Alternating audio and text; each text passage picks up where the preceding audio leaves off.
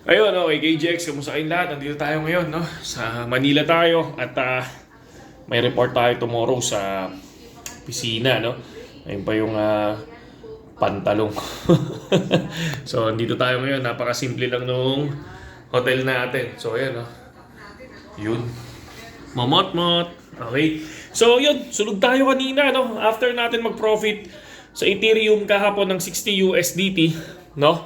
60 USDT, okay, profit tayo. Pero kanina, doon sa CTK, tsaka doon sa SYN, no?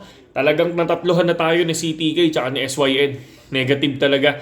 Kasi gawa ng talaga naglalaro si BTC, no? So, pero ang gagawin natin ngayon, iipon lang tayo, no? Hanggang bukas. Tapos, eto medyo sugal kasi tulad ng sinabi ko, hindi ko mapipredict kung ano lalabas sa Fed News. Pero,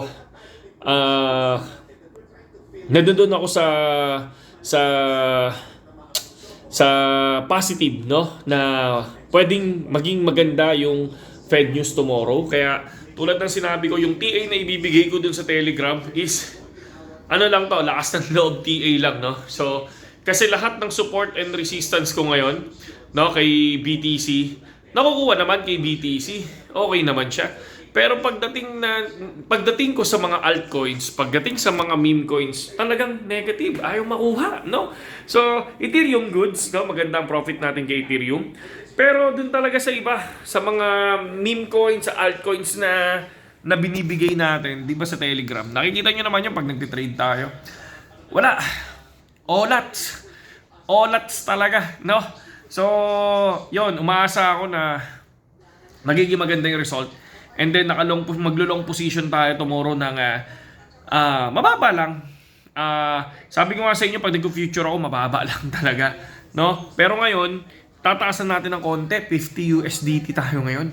50 sa Ethereum at 50 sa BTC. So, tingnan natin kung ano yung lalabas bukas. So, makikita niyo yan kung sunog ako o sunog or hindi. No, gusto ko makita yun kasi eto kutuban lang talaga. Nakutuban lang pero walang susunod Maglulong ako, makikita nyo kung panalo o talo. Kasi ano talaga to, para sa akin, hinihintay to Hinihintay to. Baka tiyempo, baka maging ano to, baka kahit papano tumama, no? Hula Kumbaga sabi natin, sugal na to, no?